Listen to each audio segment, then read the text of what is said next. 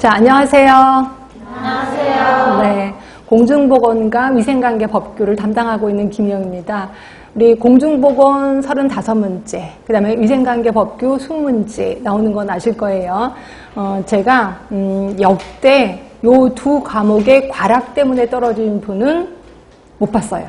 그죠? 근데 문제가 됐던 게 작년부터 공개를 했었었는데 법규 같은 경우는 20문제이긴 하지만 그때 양은 엄청 많이 나와요. 네, 이렇게 양이 많은데 어디를 공부할지 모르겠어요 라고 하는데 희한하게 재작년까지는 나왔던 부분만 나왔습니다. 그래서 제가 그 부분만 알려줘서 그것만 해서 이렇게 무난히 합격을 하셨는데 비해서 작년 공개된 문제에서는 반칙을 한 거예요. 전혀 나오지 않았던 문제가 딱 하니 나왔습니다. 그래서 그것 때문에 굉장히 혼란스러웠었는데 그렇다고 해서 그것 때문에 떨어지진 않았거든요. 결국 법규는 되게 양이 많지만 그래도 나올 부분들만 나오는구나. 그래서 이제 그 부분에 대해서 좀 공부를 하시면 약간 효율적인 공부가 될 것 같긴 해요. 자, 그럼 반면에 공중보건 같은 경우도요, 대부분 나올 부분만 나오긴 하더라고요. 근데 그 나올 법한 그 범위가 굉장히 좀 넓구나, 이렇게 생각하시면 돼요. 그래서 공중보건은 조금 시간적인 투자를 해서 좀 공부를 더 해야 되겠다라는 생각을 좀 하시면 되는데, 그래서 제가 작년에 공개된 문제, 기출문제를 좀 갖고 와봤습니다. 자, 먼저 이제 공중보건부터 보면은 공중보건의 개념에 대해서 먼저 나왔어요. 한 2문제 정도 나왔거든요. 그래서 건강 개념의 변천, 건강이 어떻게 변화되느냐. 그래서 이것도 이따가 한번 볼 겁니다. 그런 부분이 좀 나왔고요. 그 다음에 건강증진, 혹시 헬스플랜 2030, 2020 들어보신 분 있으실 거예요. 그거에 대해서 건강증진 회의, 몇 차 회의 이런 것들이 시험 문제 좀 나왔었다라고 보시면 되고요. 그래서 건강 개념의 변천 같은 경우는 당연히 외워두셔야 돼요. 이건 되게 중요한 거고 건강증진 회의는 굉장히 많기 때문에 외우기 좀 힘들겠다라는 생각도 좀 드시긴 할 겁니다. 그런데 비해서 역학 부분, 네, 여기 부분은 감염병까지 합친다면 엄청 많은 분야, 많은 범위, 내용이 있구나, 이렇게 생각하시면 되고요. 그 중에서 역학 부분만 5문제가 나왔거든요. 자, 수레바퀴 모형. 수레바퀴 모형 하면은 요 모형 말고도 지렛대 모형도 있을 거고요. 지렛대 모형도 있고, 그 다음에 또 하나가 이제 거미줄 모형이라고 있습니다. 요 3개 중에서 돌아가면서 나옵니다. 한 해에는 지렛대 모형이 나오고, 그 다음에는 거미줄 모형이 나오고, 작년 같은 경우에는 수레바퀴 모형이 나온 거죠. 네, 그래서 이 3개를 중점적으로 이따가 좀 들어갈 거고요. 그 다음에 장기설. 장기설은 히포크라테스 때문에 유명합니다. 장기설에 대해서도 시험 문제가 종종 나오고 있고요. 팬데믹 같은 거, 팬데믹 같은 경우에는 지금 코로나19 때문에 그것 때문에 시험 문제가 너무 나온 것 같아요. 그래서 코로나19가 팬데믹이라고 이미 WHO가 선언을 했잖아요. 그래서 그것 때문에 팬데믹의 뜻을 물어보는 시험 문제가 나왔었고요. 그 다음에 역학의 종류가 보통 보시면 역학의 종류가 기술역학, 그 다음에 분석역학, 그 다음에 실험역학, 그 다음에 이론역학, 크게 4가지가 있는데 요게 돌아가면서 시험 문제가 나오거든요. 그래서 기술역학이 나왔다가 제일 많이 나온 건 분석역학 쪽이 좀 많이 나왔었고요. 그다음에 실험역학, 이론역학 이 중에서 요 2가지가 작년에 시험 문제에 나왔었던 거죠. 그래서 요거에 대해서도 당연히 우리 수업 들어갈 거고요. 그 다음에 코로나19 때문인지는 모르겠지만 감염병 쪽이 좀 시험 문제가 가장 많이 나왔어요. 8문제가 나왔었습니다. 8문제가. 그래서 숙주, 병원력, 이거는 계산하는 거거든요. 요 계산하는 게 시험 문제 나왔었고, 그 다음에 계달물, 이거는 그냥 개념 뜻, 낱말 뜻풀이라고 생각하시면 되고요. 계달물이 뭐냐, 뭐 이런 식으로 시험 문제가 나왔었을 겁니다.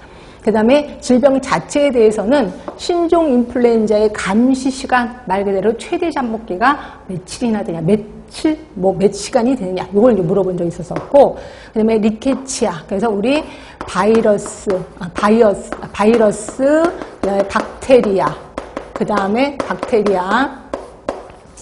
프로토조아, 그 다음에 리케치아. 그래서 요 중에서 항상 얘네들도 대부분 단골 요거였거든요. 다음 좀 바이러스가 아닌 건 뭐냐? 박테리아가 아닌 거 뭐냐? 이런 식으로 나왔다가 작년에는 리케치아의 종류를 물어보는 이제 문제가 나왔었습니다.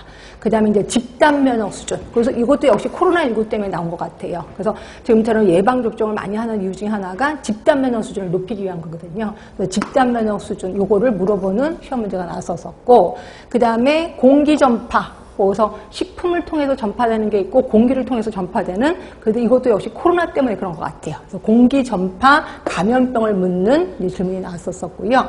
그다음에 생물 테러 감염병, 이거는 이제 법정 감염병.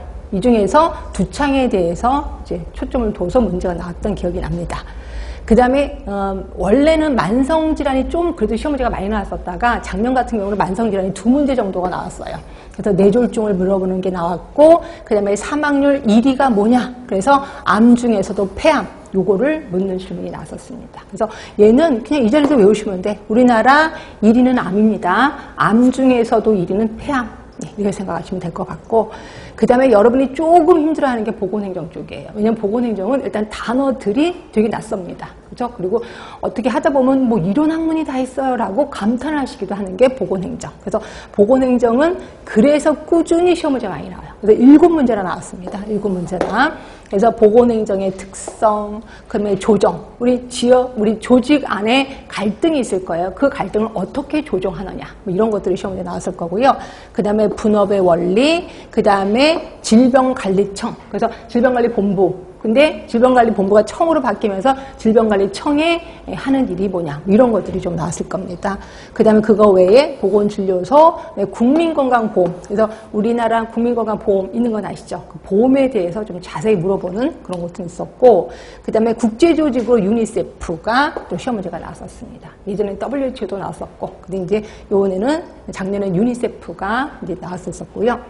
그 다음에 이제 가장 많은 부분을 차지하고 있는 게 보건관리 쪽이죠. 보건관리는 여러 그 내용이 들어가 있기 때문에 이제 문제가 11문제고, 이게 이제 뭐 예를 들어서 인구, 그 다음에 인구도 있고, 모자보건도 있고, 학교보건, 보건도 이런 것들이 다 들어가 있고, 그 분야가 워낙 넓기 때문에 11문제지, 각각에 대하면 그렇게 많은 문제, 많은 퍼센트를 차지하고 있는 건 아니에요. 그래서 보시면 종형, 그것 아시죠? 피라미드형. 그 다음에 종형, 그 다음에 항아리형, 그래서 있는 거 아실 겁니다. 그 중에서 이 종형에 대해서 물어보는 시험 문제가 나왔었고요.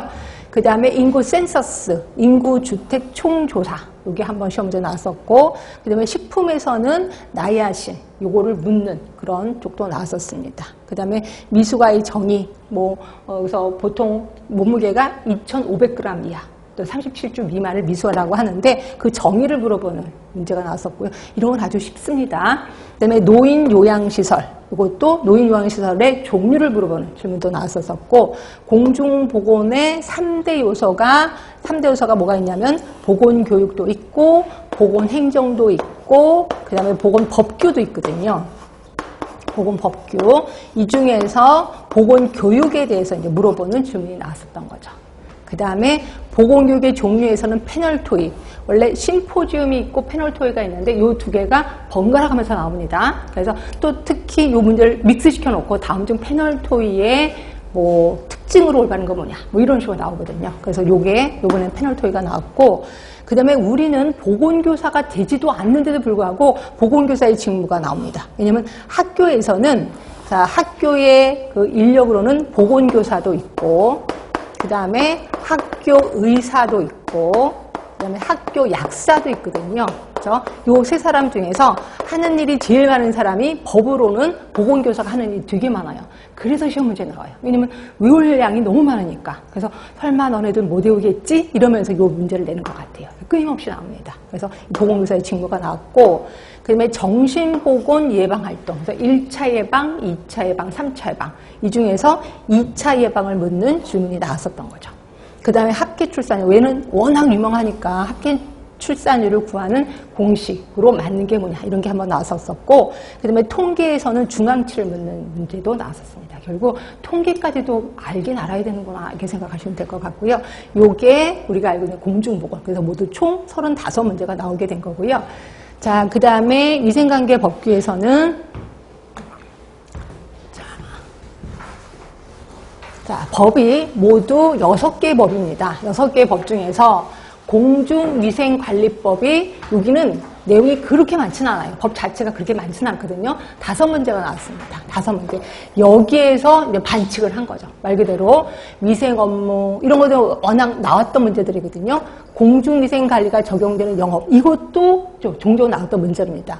위생관리 기준, 총대장균수 이런 거 정말 나왔던 문제인데 이게 뜬금없이 이용 미용 기구의 소독 기준, 맨럭스 이런 것들이 나온 거예요. 이게 이제 별표에서 엄청 뒤에 많은 부분인데 제가 작년에 나눠드리긴 했는데 설마 이런 문제 나오겠습니까? 이런 문제 나오면 틀려버리세요. 이러고 지나갔는데 이게 말이 시가 된 거죠. 그래서 이런 문제가 되게 많이 나와갖고 다들 막 황당히 저도 이게 딱 보고 시험지를 받아보고 뭐야 이런 문제를 왜 내? 막 그래서 제가 좀 그랬는데 하여튼 이런 식으로 반칙을 한 게 공중위생관리법. 이라고 보시면 되고요. 그 다음에 이제 식품위생법에서는 7문제가 나왔습니다. 그러니까 이 중에서 가장 많이 나온 게 식품위생법이죠. 근데 워낙 가장 많은 부분을 차지하고 있는 게 식품위생법이고 법도 일단 굉장히 양이 많습니다. 그래서 요 공부할 때 보시면 여러분들 다 거의 이렇게 혼이 멘탈이 나간 상태. 라고 생각하시면 되고 여기에서는 자 그래도 좀 나올 법한 문제들이 나왔습니다. 기본계획이라든지 소비자식품위생감시원의 직무 위해 요소. 그래서 우리가 알고 있는 해썹이라고 들어보셨을 거예요. 그 HA가 위해 요소인데 그 위해 요소를 묻는 게 나왔었고요. 그 다음에 식품조사 처리업의 허가권자가 누구냐. 이런 것들은 좀 맞아줘야 되는 겁니다. 그 다음에 식품이력 추적관리 기준의 준수 연도도 있었고요. 얘도 식품이력 추적관리는 이쪽 부분이 시험 문제가 좀 자주 나와서 그래서 기준 준수 연도는 나올 법한 게 나왔구나. 그다음에 식품 만든 정보원의 사업, 그 다음에 벌칙이 여기서 또 나왔어요. 이것도 예전엔 벌칙 안 나왔거든요. 그러다 벌칙이 나와서 이거는 뭐 그냥 제가 봐도 그냥 틀릴 수밖에 없는 그런 문제였었습니다. 이렇게 했고, 그 다음에 감염병 예방법이 6문제. 근데 이게 매번 6문제 나옵니다. 그래서 이 중에서 감염병 예방법은 워낙 나오는 것들이 나오고 특히 코로나 때문에 그런지 얘가 나올 수밖에 없었던 것들이 나왔는데 자, 상급 감염병. 우리 1급, 2급, 3급, 4급, 5급이 있는데 이 중에서 상급이 꽤나 많거든요. 요게 또 종류가 나왔습니다. 1급이 나왔다면 제가 좀 그렇겠구나라는데 3급이 좀 나와서 힘들었겠구나라는 생각이 좀 들었고요. 그 다음에 질병관리청장에게 통보해야 되는 가축감염병 그래서 인간이 걸린 게 아니라 동물에게 걸린 가축감염병이 따로 있습니다. 그래서 내가 기르던 소, 내가 기르던 양에게 이 병이 생겼어. 그럼 이걸 통보해야 되는데 누구에게 하느냐. 그래서 예전에는 질병관리청장을 묻는 질문이 나왔다가 이제는 거꾸로 그런 감염병이 뭔데 3가지가 있거든요. 근데 거기에 규칙까지 하면 4가지 이제 그거를 묻는 또 문제가 나왔었고요. 그 다음에 장출혈성 대장균 역학조사의 환경 검체. 그래서 그 검체 무슨 검체를 하느냐 이런 게 한번 보시면 이것도 뜬금없는 문제가 나왔던 겁니다. 그 다음에 고위험 병원체 신고 대상 이것도 워낙 나왔던 게 나왔고 그 다음에 집단급식소 종사금지 대상 감염병 그래서 말 그대로 내가 집단급식소에 근무를 하는데 그 병에 걸리면 그 일에 종사할 수 없거든요. 그래서 이것도 나올 법한 게 나왔습니다. 그 다음에 여기서도 반칙이 약물소독약품. 이것도 전혀 말도 안 되는 게 나왔거든요. 이것도 구석에 처박혀 있는 문제가 나와서 저도 이런 문제 나오면 틀릴 수밖에 없겠구나 이렇게 생각이 나요. 그래서 지금 벌써 뜬금없는 문제가 이게 3가지 문제가 3번이나 나왔단 말이에요. 그래서 이것 때문에 거의 멘붕 상태에 빠진 거고요. 그다음에 먹는물 관리법이 5문제가 나옵니다. 5문제가 나오는데 먹는물 공동시설의 상수 이용 인구수 뜬금없이 먹는물 공동시설에 대해서는 시험 문제가 많이 나오는데 상시 이용 인구수가 또 한번 시험 문제가 나왔었습니다. 그리고 먹는물 염지하수의 개발 허가자가 누구냐 이런 것도 나왔고 청문해야 할 처분 이것도 뜬금없는 문제가 나왔고요. 그 다음에 매일 1회 실시하는 자가 품질 검사 항목도 나왔고 건강상 유해 영양 무기물질 이런 것들도 그냥 이렇게까지 디테일하게 문제가 안 나오는데 이게 좀 문제가 나온 거고요. 그 다음에 폐기물 관리법하고 하수도법은 굉장히 양이 많거든요. 그런데 매번 한 문제씩 나옵니다. 매번. 그래서 매번 나오는데 이 중에서 의료 폐기물 중에 병리 폐기물이 뭐냐.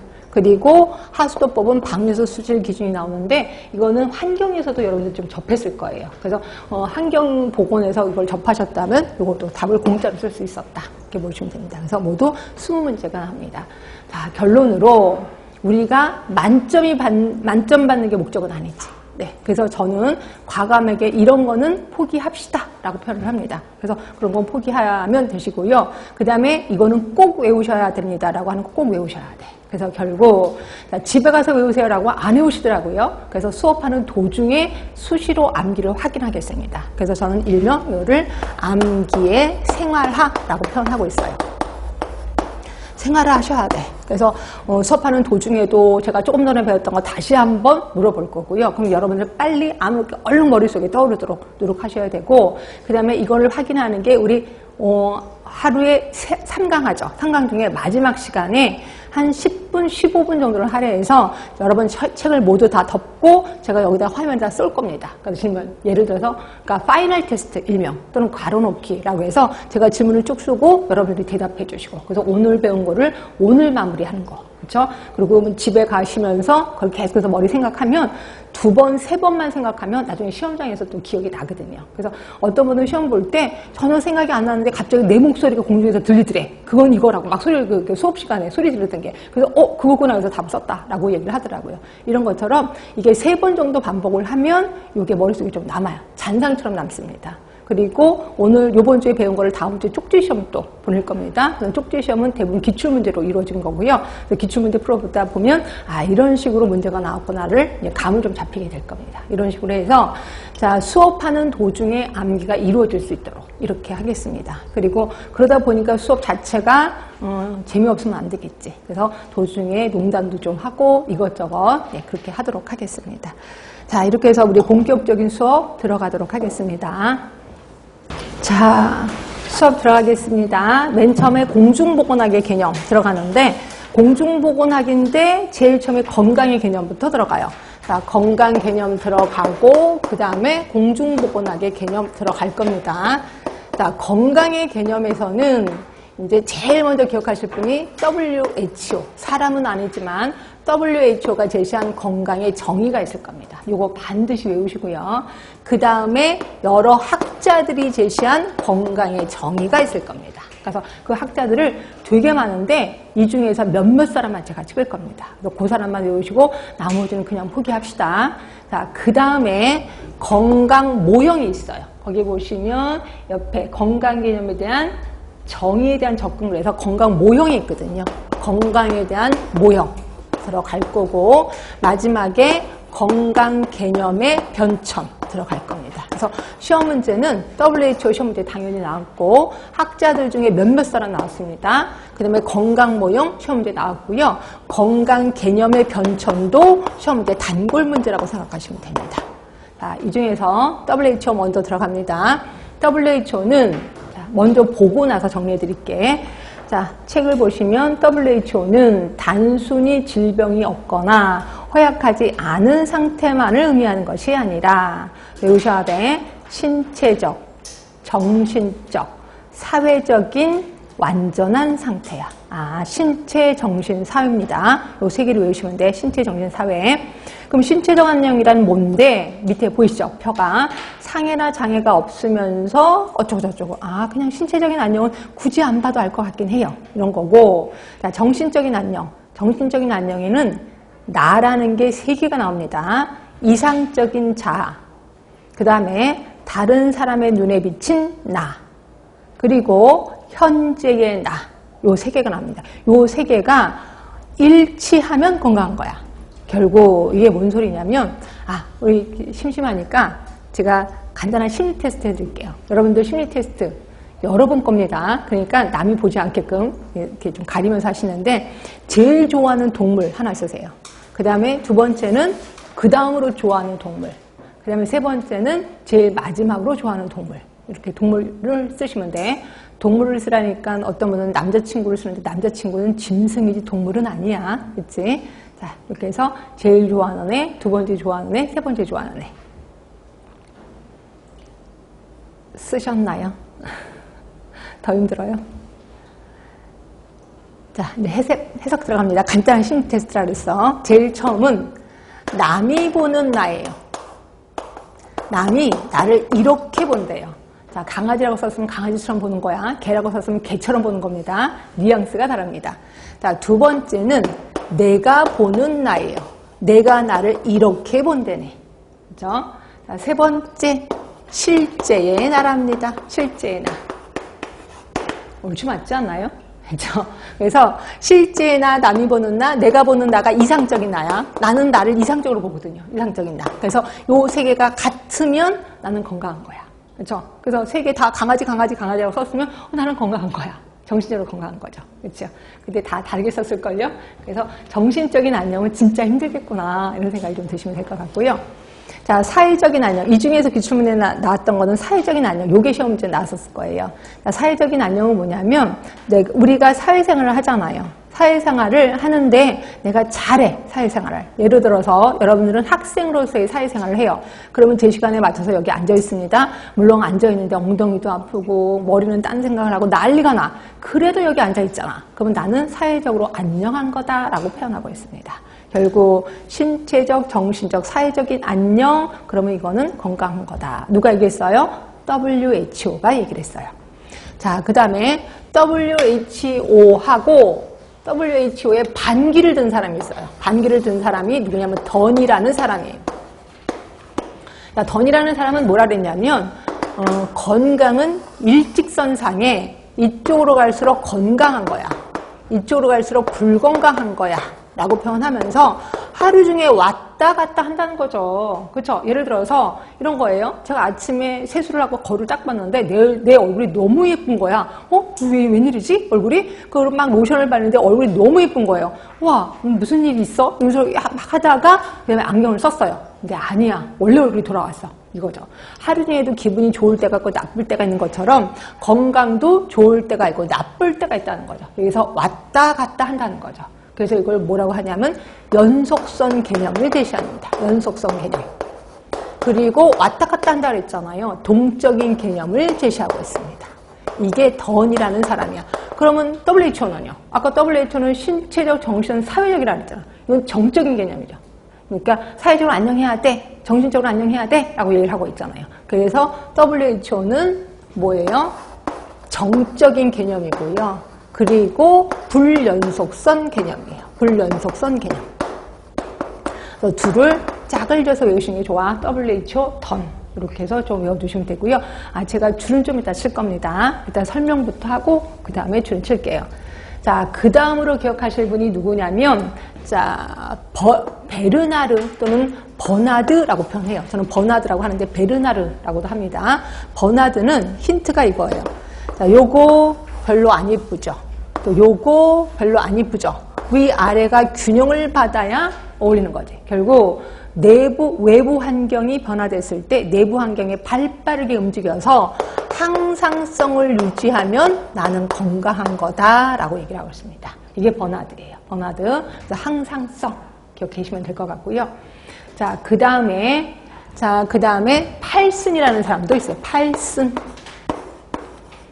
팔슨이라는 사람은 꼭 펄슨과 비슷하잖아. 펄슨. 그럼 펄슨하면 인간이잖아요. 그래서 팔슨은 항상 사회적인 역할과 관계된 얘기를 합니다. 사회적인 역할. 그래서 사회적인 역할을 잘하면 난 건강한 거야. 근데 내가 아파. 그럼 사회적인 역할을 못할 수도 있어. 사회적인 역할을 못하는 걸 뭐라고 했냐면 사회적인 일탈이라고 표현합니다. 사회적인 일탈. 자, 이게 뭔 소리냐면 나 오늘 아프면 학교 안 가도 되잖아요. 나 오늘 하루 아프면 회사 안 가도 되잖아.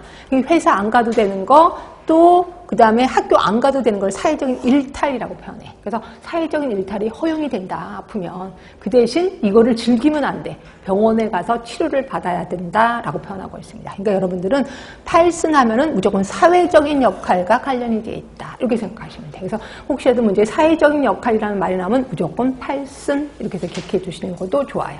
그렇죠? 그 다음에 무엇보다도 중요한 사람은 라논드라는 사람이야. 라논드. 자, 라논드라는 사람은 건강에 영향을 미치는 요인을 4가지를 제시합니다. 4가지. 4가지 다 외워야 되나요? 예, 무조건 외우셔야 돼. 이 라논드는 좀 중요하거든요. 4가지를 얘기하는데 이걸 또 순서대로 얘기를 합니다. 그래서 이분이 건강에 영향을 미치는 가장 중요한 거는 하나가 생활 습관이다. 생활 습관. 자, 그 다음으로 중요한 게 유전, 인체 생리라는 거죠. 유전이라고 표현합니다. 인체 생리. 그리고 이것과 똑같이 중요한 게 환경. 그 다음으로 마지막으로 중요한 게 보건의료 시스템, 보건의료 제도. 이 4가지를 얘기를 해요. 이 중에서 생활습관 50%, 인체 생리 20%, 환경 20%, 보건의료제도 10%라고 얘기를 하고 있어요. 퍼센트를 외우라는 건 절대로 아니야. 근데 얘가 제일 크고 얘네 두 개는 똑같고 얘가 제일 작구나. 이렇게 생각하시면 돼요. 그래서 생활 습관이라는 거는 말 그대로 그거죠. 나 술 먹는 습관이 있어. 나 운동하는 습관이 있어. 그러면 이게 건강이 좀 좌지우지 되겠구나. 이렇게 생각하시면 되고요. 제가 대학에 있을 때 그 이름이 지금도 기억하는데 철수라는 선배님 계셨어요. 그래서 제가 처음 들어갔을 때 그때 2학년인가였었는데 철수 선배. 근데 술을 워낙 좋아해서 철주라고 저희가 별명을 붙였는데 소주를 그렇게 좋아하세요. 근데 이분이 고등학교 때까지는 술, 담배를 하나도 안 했다가 대학교 오자마자 술을 먹었는데 특히 소주에 필이 꽂혔대. 소주를 엄청 많이 드시는 거예요. 그래서 소주를 항상 옆에 차고 다녀. 근데 학생이니까 안주 살 돈은 없잖아요. 그래서 계속 콜짝콜짝 먹는 거야. 그래서 항상 술에 취해 있어요. 그래서 저보고 예쁘대. 그렇다고 제가 좋아하는 건 아니었고요. 항상 모든 후배를 예뻐라 했었던 선배인데 이분이 1학년 때 술 먹고 2학년 때 술 먹고 3학년 때 4학년 때 한 중반 정도 쓰러진 거예요. 수업하는 도중에. 그래서 놀라서 응급실에 갔는데 그게 끝이었습니다. 결국 돌아가시더라고요. 그래서 와, 술을 3년 이상 먹으면 저게 죽을 수도 있구나라는 거 깜짝 놀랐습니다. 이게 생활습관. 그래서 생활습관이 그렇게 중요하다는 거죠. 그래서 이게 가장 중요하다라고 보고 있고, 근데 마지막이 뭐냐면 보건의료제도라는 게 그 나라 보건의료제도가 예방 위주냐 치료 위주냐에 따라서 다르다는 거죠. 그거 하나 물어봅시다. 우리나라는 치료 위주예요, 예방 위주예요? 우리나라 치료 위주예요. 그래서 우리나라 의사들 대형병 엄청 많아요. 치료 위주입니다. 치료 위주니까 당연히 환자가 많을 수밖에 없는 거죠. 그렇죠? 예방 위주면 환자가 별로 없습니다. 그래서 예방 위주의 나라가 어디냐면 영국입니다. 영국 같은 데는 예방 위주이기 때문에 병원의 의사들이 그렇게 많은 월급을 받지는 않아요. 근데 우리나라는 치료 위주이기 때문에 우리나라 의사들이 막강한 파워를 갖고 있다. 이렇게 보시면 돼요. 그래서 이거에 따라서 건강이 좌지우지한다라고 보시면 돼요. 그래서 라논드는 요 네 가지 무조건 외워두시면 될 것 같고요. 그래서 지금 제가 그다음에 또 한 사람 있는데 한 사람이 누구냐면 캐슬 콥이라는 사람이에요. 캐슬과 콥이라는 사람. 이 분은 크게 세 가지를 제시했거든요. 세 가지. 하나가 예방행위. 그다음에 또 하나가 아픔의 행위. 그다음에 또 하나가 환자 역할 행위. 그래서 세 가지를 제시했어요. 자, 예방행위는 나는 건강해. 나는 건강하고 이 건강을 유지할 수 있어. 라고 생각하는 사람이 하는 행위. 뭐가 있을까요? 나는 건강하고 이 건강 유지할 수 있어. 라고 생각하는 사람이 하는 행위. 뭐가 있을까요? 운동하는 거지. 운동하고 그 다음에 몸에 좋은 음식 차리고 다니는 거. 이런 것들을 예방행위라고 표현하고 있어요. 자, 그 다음에 아픔의 행위. 내가 점심을 먹고 소화가 안 돼. 명치끝이 막 아픈 거야. 그러면 어떻게 해요, 여러분들은? 밥을 먹었더니 소화가 안 돼. 예? 명치끝. 병원 가요? 설마 처음부터 병원 가진 않지. 뭐 할까요? 집에 있는 소화제 먹겠지. 또는 소화제 먹어도 별로 효과가 없어. 엄마한테 바늘로 따달라 그러겠지. 예, 그래도 또 아파. 그러면 할 수 없이 병원 가겠지. 여기까지가 아픔의 행위. 그렇죠? 그리고 나서 의사가 딱 이렇게 했더니, 당신 위암입니다. 이제부터 위암을 치료하셔야 됩니다. 라고 하면 그다음부터 의사 말을 들어야 되겠죠. 그 행위를 환자 역할 행위라고 표현해요. 결국 아픔의 행위하고 환자 역할의 차이는 진단받기 전 그리고 진단받은 이후가 환자 역할 행위가 된다. 이렇게 보시면 돼요. 그래서 요 세 개에 대해서 얘기를 했습니다. 자, 그러면 제가 학자가 제시한 건강의 정의 몇 사람 얘기 안 했습니다. 지금 5사람 얘기했습니다. 던, 그리고 버나드, 그리고 팔슨, 그 다음에 라논드, 캐슬 콥. 이 중에서 라논드 엄청 중요합니다. 이걸 기억해 두시고 나머지 사람들도 기억하셔야 돼. 이 사람 말고도 되게 많아요. 근데 우리는 5사람만 기억합시다. 나머지는 복골복입니다. 어쩔 수 없습니다. 자, 볼게요. 줄은 치고 가겠습니다. 히포크라테스는 나중에 역사에서도 나올 건데 이분은 장기설이라는 얘기를 합니다. 장기설은 뭐냐면 더러운 공기요.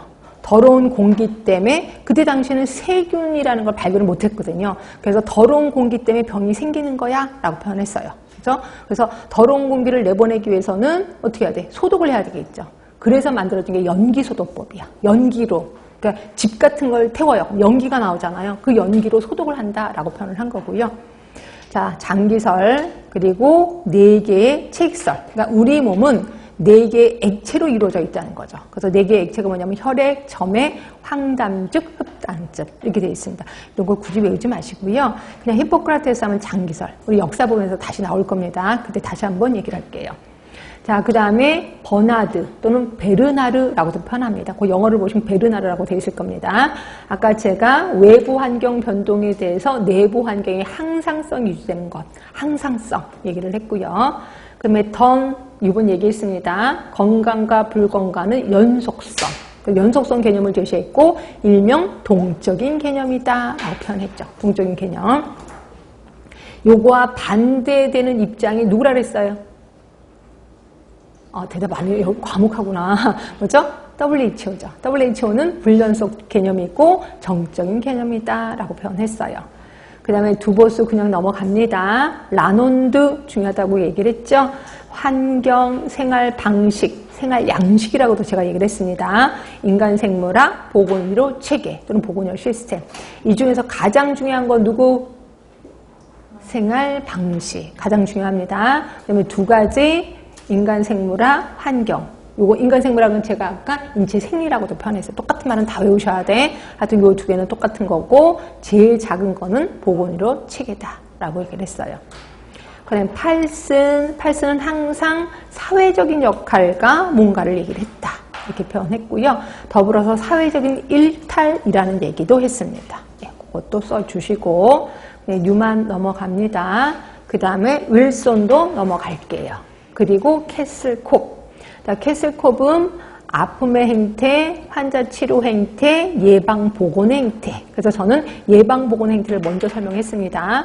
자, 요거는 자신이 건강해. 그리고 이 건강은 계속해서 유지할 수 있어. 라고 생각하는 사람이 하는 행위. 그래서 체중 조절, 지방 섭취 깊이, 금연, 예방 접종 이런 것들을 예방 보건 행태라고 하는 거고요.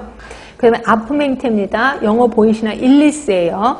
그래서 스스로 아프다고 생각하는 사람이 하는 행동. 그래서 뭐 집에 있는 약을 주워 먹는다거나 엄마한테 바늘로 따달라거나 또는 병원에 가는 것까지가 아픔의 행태다. 자, 환자 치료 행태입니다. sick 롤입니다. 그래서 드디어 진단을 받은 거죠. 진단을 받고 의사가 위암입니다 라고 하면 위암을 고치도록 노력을 하는 거죠. 그래서 보시면 지침을 순응하는지를 알아보는 것. 요게 환자 치료 행태. 그래서 학자들 중에 저는 5개만 좀 기억하자라고 표현했고요. 그 다음에 순서를 잠깐 바꾸겠습니다. 4번부터 하겠습니다. 건강 개념의 정의에 대한 접근. 모형에 대해서 하겠습니다. 자, 모형은 크게 생의학적 모형이 있습니다. 생의학적 모형. 그 다음에 생태학적 모형.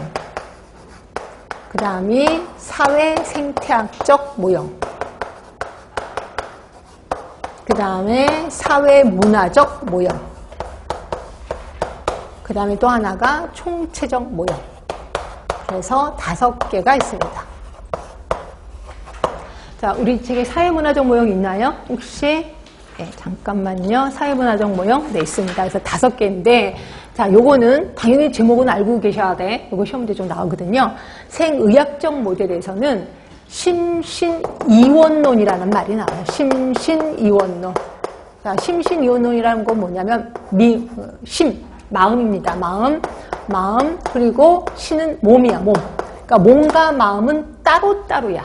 그래서 몸이 아픈 거는 인간들이 치료해 줄게. 왜냐면 의사가 기술자거든. 그냥 고쳐줄게. 그런데 마음이 아픈 거는 이건 어떻게 할 수가 없어. 이건 하늘에 계신 하느님이 알아서 할 거야. 라고 하는 거예요. 그래서 몸과 마음은 따로따로. 근데 아니잖아요. 우리 몸이 아프면 마음도 아프고 마음이 아프면 몸도 아프잖아. 근데 그때 당시에 이거 따로따로다라고 얘기를 한 거죠. 그래서 그때 당시에는 수술을 할 때 지금은 마취제라는 게 있었는데 그때는 마취제가 없었잖아요. 그래서 마취제로 대용품이 뭐냐면 술이었어요. 술을 먹이는 거죠. 술 먹여. 그래서 이제 수술을 배를 쫙 깔리려고 하는데 막 계속 아프대. 야, 술 더 먹여. 그 술을 더 먹여. 계속 옆에 한쪽에서는 술을 먹이고 여기서 이렇게 배를 쭉 자르고 막 수술을 해요. 수술 다 하고 나서 수술 다 했습니다라고 딱 봤더니 죽어있어. 술을 너무 많이 먹어서. 그렇죠? 그럼 뭐라 그래? 아, 하나님이 데려갔구나 라고 본다는 거죠. 그래서 요게 그때 당시에는 사고가 심신이원론이거든요.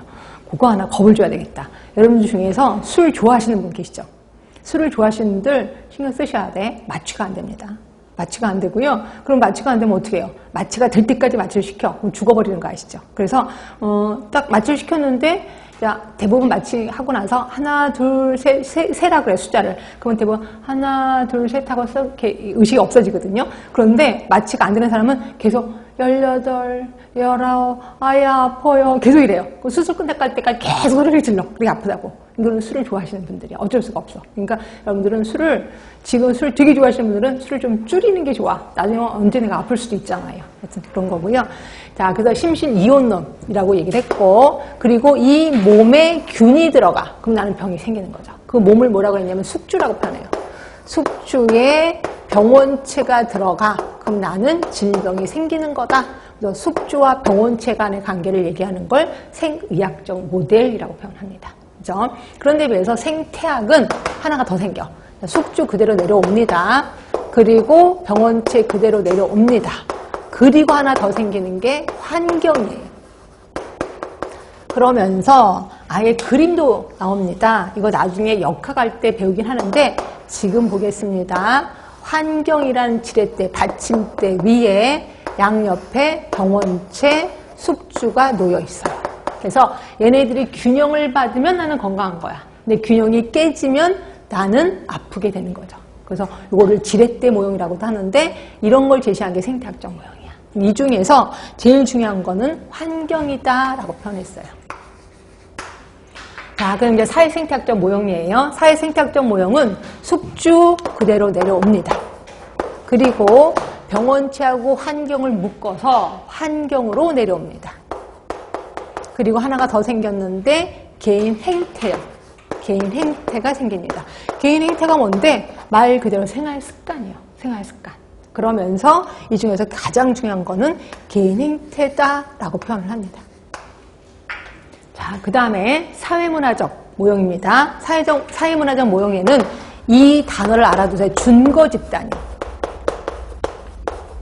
준거집단은 내가 속해 있는 집단 또는 내가 되고 싶은 집단을 준거집단이라고 하는데 질병의 판단은 준거집단이 판단을 한대. 예를 들어서 내가 이제 공무원이 됐어요. 그리고 열심히 다니다가 내가 아픈 거야. 그러면 이제 병원에 가야 돼서 계장님한테 얘기를 하겠죠. 계장님, 저 이렇게 몸이 아파서 그런데 병원 갔다 올게요. 근데 계장님이 왜 어디가 아픈데 열이 좀 나요. 근데 계장님이 갑자기 이마에다 머리를 딱 대고 이게 무슨 열이야. 이런 걸 하나도 안 아픈 거야. 야, 이래. 야, 나는 그거보다 더 심해도 병원 안 가. 그러면 나는 환자가 아닌 거예요. 그죠? 그런데 계장님이 야, 너 이렇게 아프면 큰일 나. 빨리 병원에 가야 돼. 그럼 그 다음부터는 나는 환자가 되는 거죠. 결국 내가 환자다 아니다는 누가 판단해? 준거 집단이 판단을 한다는 거죠. 그죠?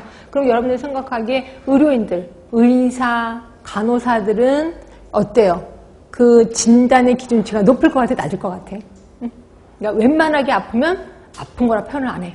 그러니까 그건 환자가 아니야 이렇게 얘기를 하거든요. 그래서 의사들, 간호사들은 수술하고 나서 그 다음에 실밥 뽑기도 전에 환자 간호합니다. 환자 진단도 하고 이런 식으로 해서 개인의 수준이 높은 편이다라고 보시면 돼요. 그래서 준거 집단이 판단하는 거에 따라서 질병이 되기도 하고 안 되기도 한다. 결국 이거는 상대적인 거, 상대성을 얘기하는 거죠. 상대적인 거.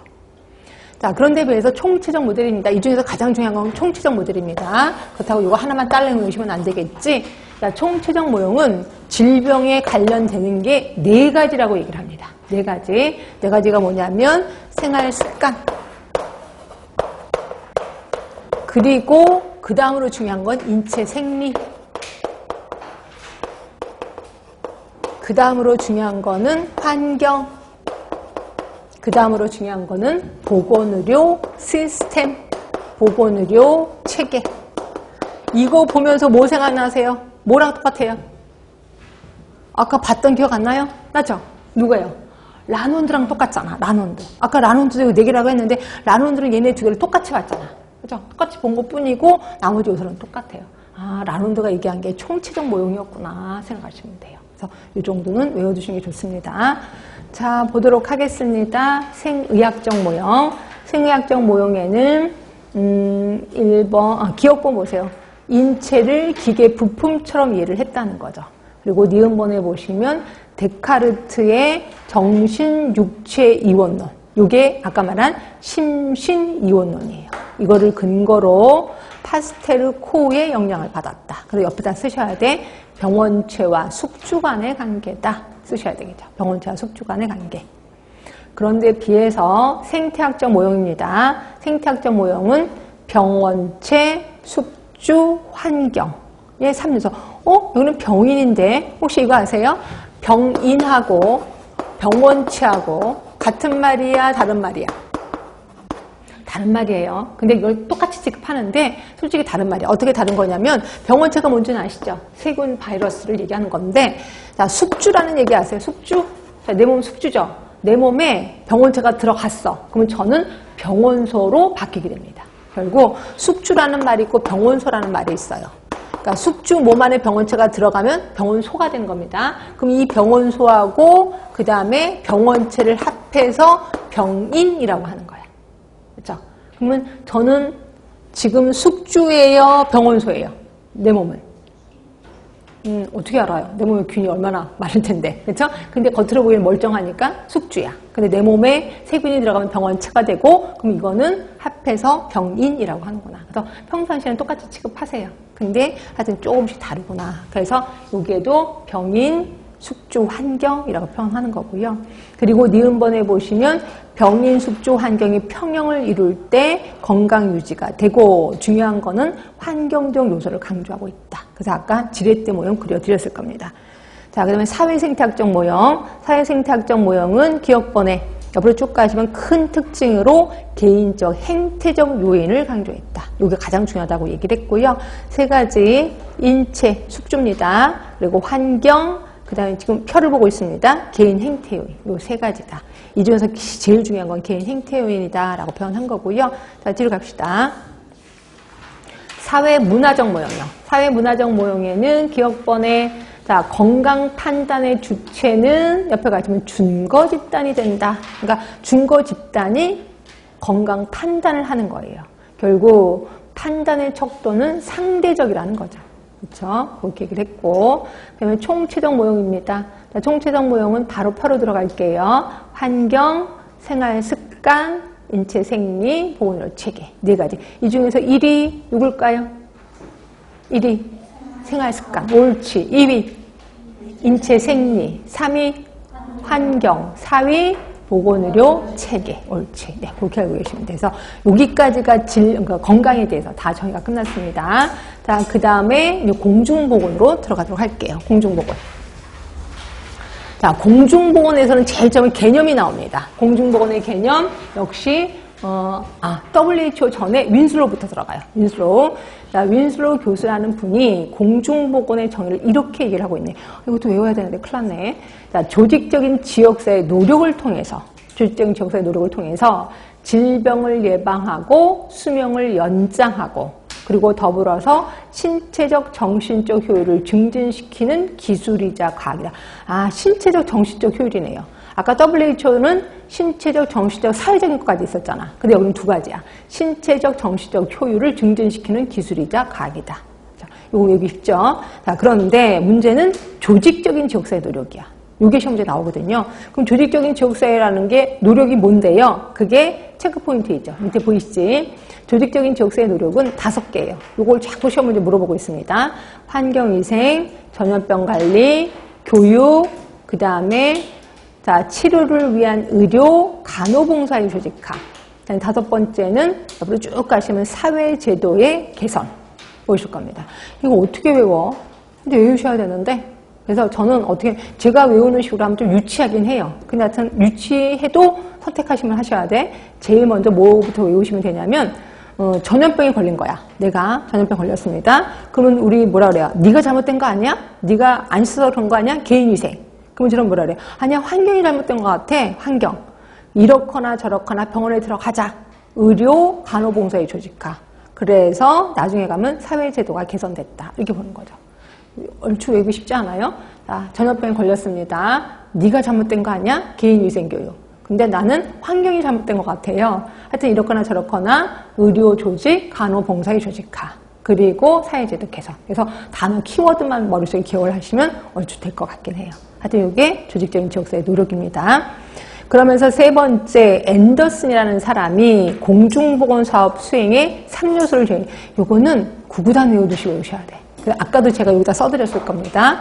기출문제 분석하면서 3가지. 보건교육, 보건행정, 그다음 보건법규 3개입니다. 네 개만 딸랑 외우지 마시고 보건교육은 조장행정이라고 돼. 그러니까 조장이라는 건 뭐냐면 그거죠. 조의 장이 아니라 그러니까 뭔가를 이렇게 그 뭐라고 하지? 동기부여를 시킨다고 하나요? 조장한다. 이게 된 거예요. 그래서 그게 조장이죠. 그래서 교육을 시키면 여러분들이 나도 하고 싶어 이렇게 생각을 하잖아요. 말 그대로 조장하는 거죠. 그래서 조장행정인 거고 보건행정은 봉사행정이에요. 봉사행정.